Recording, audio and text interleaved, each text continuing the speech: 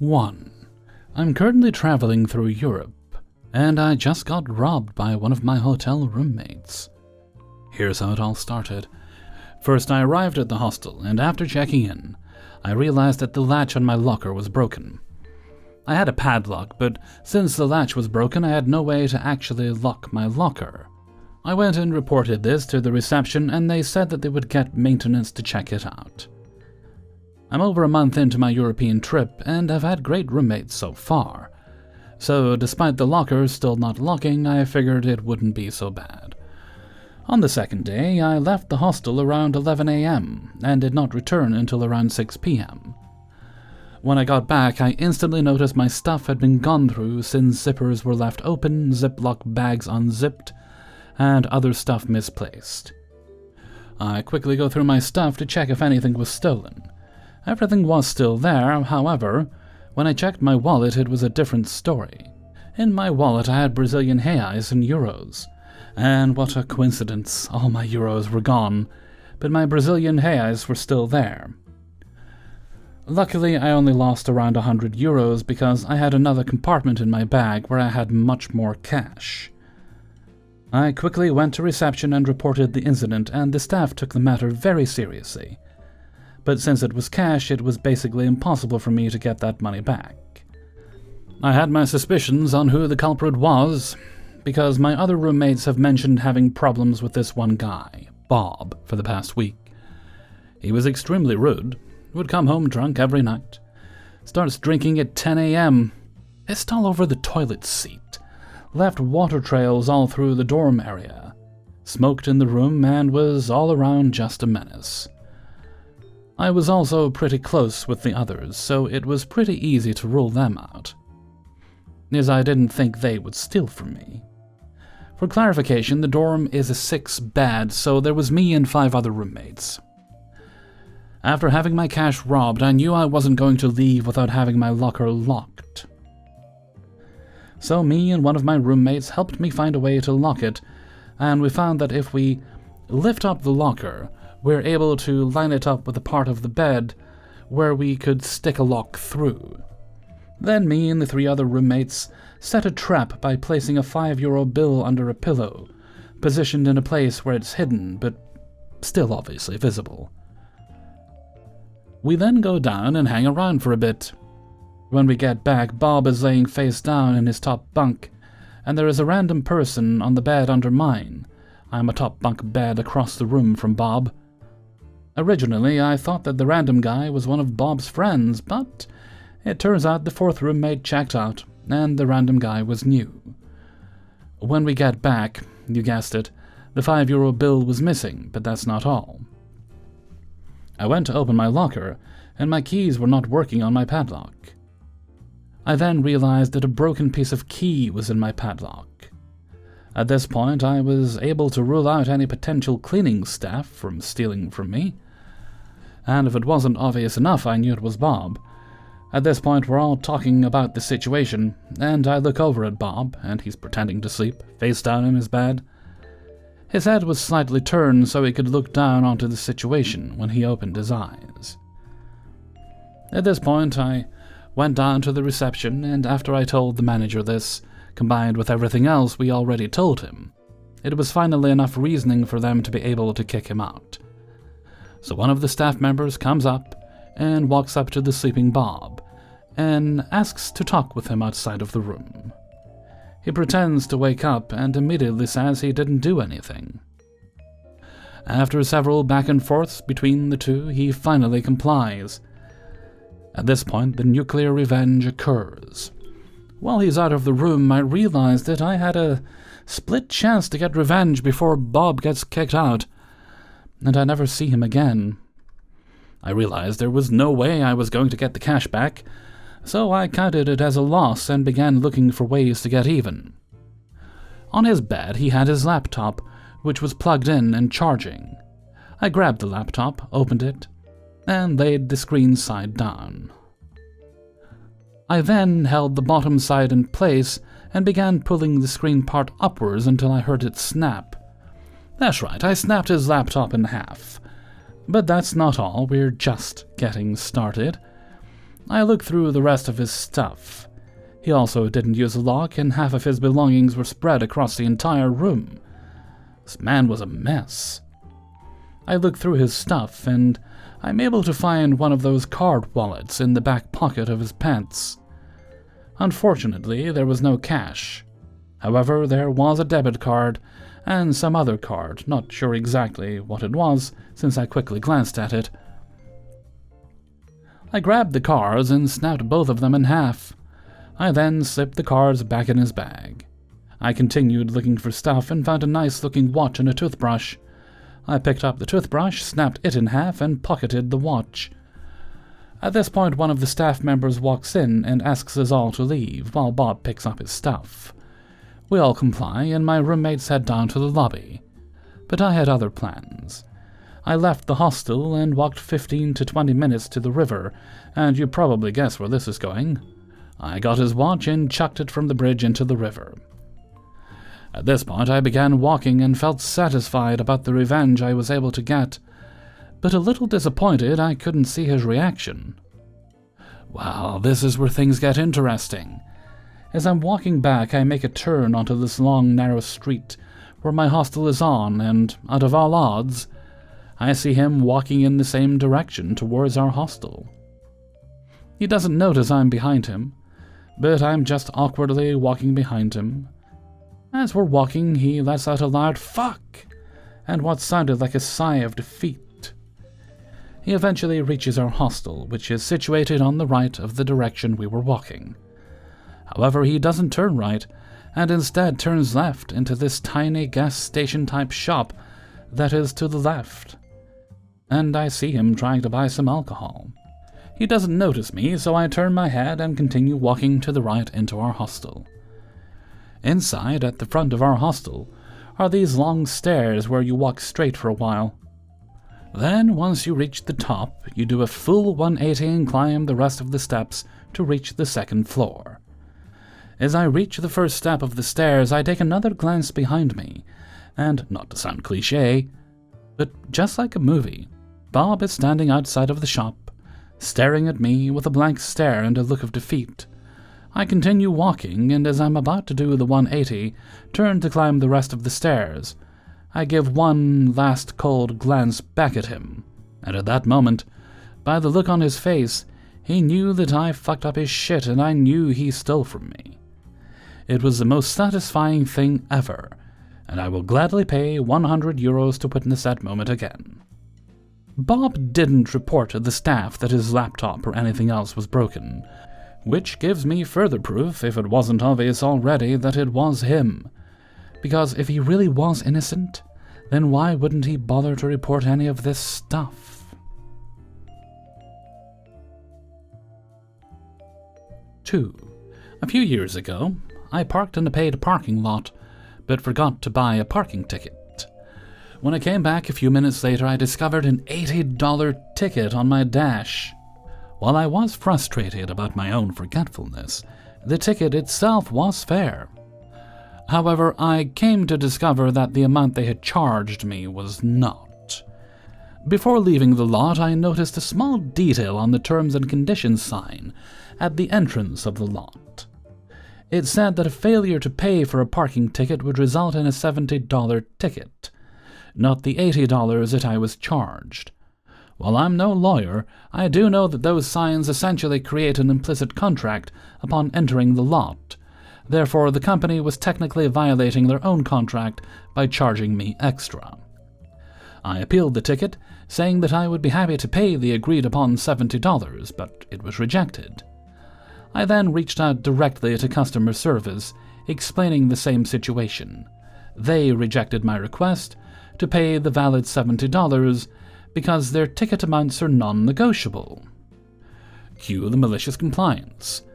I realized that by their own words, they are the ones attempting to negotiate the price by charging me an extra $10. So I called up the supervisor of their claims department. She was already aware of this dispute and immediately attempted to shut me down, saying, "The signage is not up for discussion." I reminded her that their company's policy states ticket amounts are non-negotiable. and that given what the terms on the sign stated, they were trying to negotiate a higher price. Once again, she shut me down, stating that the signage is not up to discussion. The rest of the conversation went something like this. So where can I escalate this from here? There is no more escalation. Next stage is court. Cue more malicious compliance. Seems silly to go to court over $10, don't you think? Yeah, it does. Okay, well, I'll begin the small claims court process over the non-negotiable price issue then. Okay. I was having fun at this point and was fully ready to start taking legal steps over this $10 on a matter of principle, and knowing that if I did, the company would immediately cave. Before doing that, however, I sent one final email to the vice president of the company. I explained the whole dispute, explaining the signage and their non-negotiable policy, and how the appeals supervisor told me my next step was to take it to court. I offered them the opportunity to resolve this civilly before going on to that stage. Not even 3 hours later, I got an email back stating that my ticket had been fully cleared as a courtesy. I called their bluff, maliciously complying to the contract and the take-it-to-court attitude, and it worked. As an added bit of pettiness, I replied thanking them and CC'd the appeals supervisor. I then directly addressed her, telling her that this is how easy it could have been resolved if she would have actually addressed the signage issue. The moral of this story: push back against parking lot companies.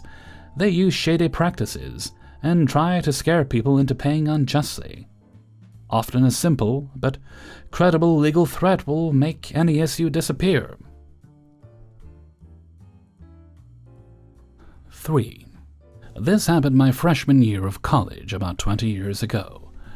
My university had just invested in a big new dining hall, and to help pay for their investment, required all students to buy a 150 meal plan both semesters. This was a big financial burden, being from a lower middle-class family, but my parents pooled funds to help me out and make it happen. Shortly into my first semester, I found out from friends that the meals you didn't use didn't roll over. Since I lived off campus, I knew I wouldn't be able to use them all. Heading into November, I realized I would end up with 60 to 75 meals left over, and I complained about this a lot to family and friends because it seemed like such a waste. In comes the plan. My freshman year of college was also my cousin's senior year, and we hung out pretty often.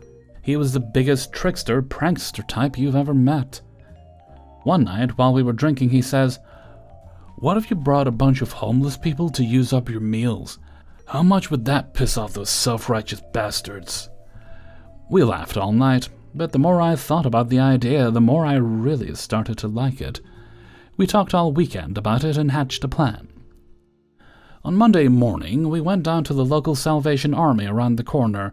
I've grown to really despise this organization, but in the early 2000s, in small-town USA, it's what we had. We told the lady at the desk I would like to feed people in need with my meal plan. She was hesitant at first, but said she was working with people that this would be a huge blessing to, especially during the holiday season. She helped me organize 2 days the following week, where around 30 people would meet me to eat at the dining hall.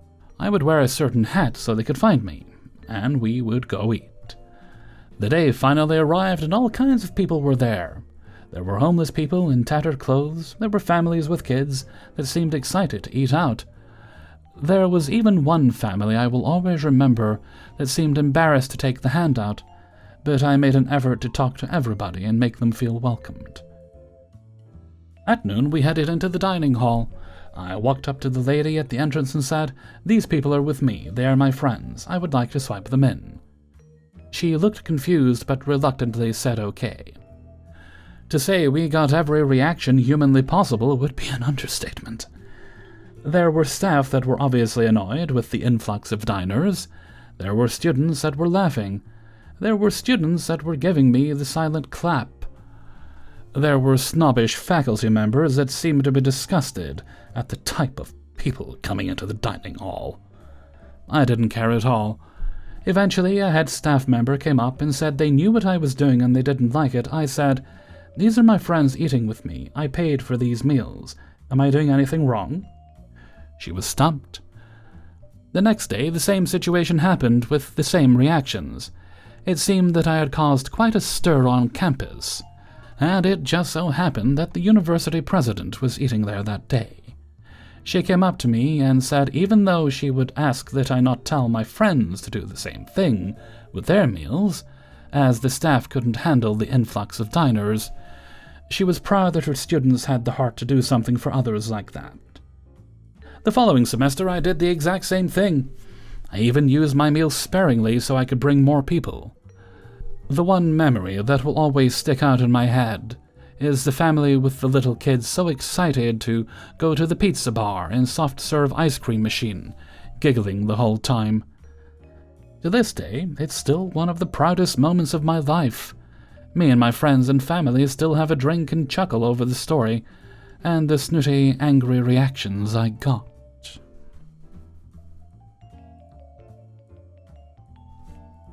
4. This was some years ago. My wife and I moved to a new state, and a little under 2 months after moving, she ended up needing to go to the ER, and ended up needing to stay in the hospital for over a week. This would be a hard time for any spouse to go through. Now, a little backstory on me before we get to the main problem. I spent a lot of time in and out of doctors' offices and hospitals due to scoliosis treatments and learning differences. My parents, mother in particular, helped me through all the surgeries and hospital visits. All the medical issues I had created a lot of trauma for me that at the time of this story I had not successfully worked through yet. I have now been in therapy for the last 3 years and am working through this and additional trauma. Additionally, as a graduation present, my mother purchased a new-to-me car. The vehicle and loan were in her name while it was being paid off. My wife and I drove the vehicle and had not transferred the registration to our name as of yet. Living in a major city, toll roads were unavoidable, and we hadn't gotten our own toll tag yet, so in the meantime, we were going to the online portal and paying as we went. Now back to the story. Wife is in the hospital, so I'm not handling this very well due to my unresolved trauma. My dad was in the same city as us and came to the hospital to support me and visit my wife, which I really appreciated. My mother, who was in another state, had not reached out to me for a few days while this was all going on. She eventually did and reached out to say she was sorry about my wife and hoped she was okay. Along with the text, she included a photo of a bill from the toll road, totaling $3.49, and said, "I went ahead and paid the balance you owe the toll company. Please pay me back as soon as you can." At the time, I was so in shock about the situation with my wife that I didn't really process what was happening, so I said sure and said I'd send her the payment soon, and she responded with, "A check will be fine." After this, I go back to worrying about my wife and put it in the back of my head. A few days later, she is released from the hospital and given the all-clear to go home. Once she has taken some time to recover, and things start getting back to normal for us, I let my wife know about what my mom said and show her the text exchange, and my wife is livid. She knows how much medical stuff I went through as a kid, and how difficult this was for me as well as her, and she knows that my mom is well aware of this. When she sees the total that we owe my mom, we decide that instead of sending the check, we were going to send her a card with coins in it. This was around Thanksgiving, Christmas time. Originally, we wanted to send her all pennies, however, the postage is too expensive, so we opted for quarters, dimes, and nickels. We sent the card with a message along the lines of, "Here is what we owe you. Merry Christmas." Never heard from her once she received it, but I was told later at a family Christmas event that she called my dad about it and asked him to talk to me about this, and didn't understand why I would do something like this to her. Just for clarification, as there has been some debate, I had discussed transferring the car and loan to my name fully prior to moving, as some other incidents had occurred that made me want to go no contact, but she refused. Once the loan was paid in full, I was able to get it titled in my name. 5. All this happened yesterday. I live by the coastline, and there are constant gusts of wind, meaning objects are being blown around. So yesterday I decided to run to the store to grab lunch and snacks and some drinks, and decided to chill for the weekend. Being a Saturday, such a place is kinda busy and full of people. As I'm pulling into the parking lot, a couple jumps in front of me, making me slam on my brakes pretty hard. I end up parking next to them at the far end of the parking lot. I grab my snacks and drinks and head out. I get to the parking, and this couple is unloading their shopping and groceries from their cart to their car. As I'm pulling out of the parking by reversing, I see a shopping cart blocking the exit, meaning I have to get out to push the cart away. I get out of the car, and I look at the couple who just give me mean looks. I stand there for 2 or 3 seconds looking at them as they're mean-mugging me. This is where I get mad, because next to them is a ramp where you can set the cart on the ramp and it will roll down to where the rest are stored. Also, as a fully grown adult, I expect you to act responsible and reasonable. I get back to my car and reverse through to block their exit, meaning they can't get out unless I exit first. I decide if I can collect and push one cart, why not take a couple more in the process? I start collecting shopping carts all around the parking and pushing them to the ramp. Set them on the hilltop ramp and watched one by one as they roll down to the storage area. At this point, the mean couple is looking at me as I walk from one end to another, looking for shopping carts. At the same time, I decide to call my gaming buddy. I could have texted him later, but I had to ensure the couple didn't get a chance to talk to me. So, I'm talking on the phone while pushing carts around, with the wind blowing for the most part.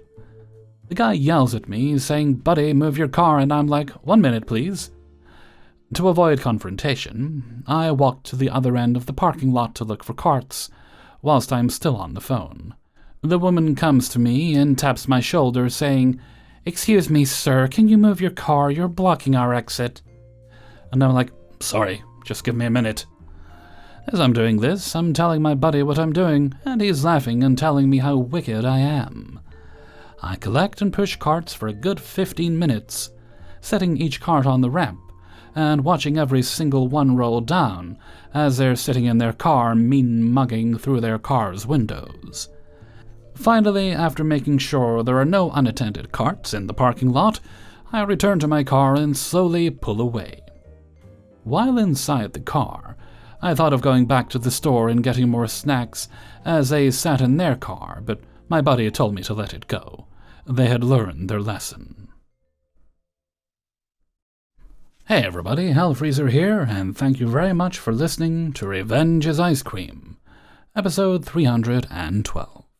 And thank you very much to everybody who allowed me to use their stories in this video. Before you go, please do poke the like button. And if you'd like to get the videos a little bit earlier, then you can support me on my Patreon for as little as $1 or more if you'd like a month. And you'll find a link in the description to both that and the Hellfreezer Teespring merchandise store, where you can get yourself some t-shirts and caps and other bits and bobs. You can also make donations during streams and videos like this one. While you don't have to do this, and you never have to do this, I very much appreciate it and thank you kindly. Right, no other business today. Wait, no, there is other business. I have a shout out to give to the author of story number 3. Yes, I do. Yeah. That goes to the, that's the story of the person who used their meal plan to feed the less fortunate. 120 less fortunate people of those 2 years, I believe it was. And this shout out goes to Reddit user Rotom Roomba. Thank you very much for allowing us to use your story. And apologies if I pronounced that wrong. Alright, I don't think there's any other business today, so let's move right along to Hellfreezer's question of the day.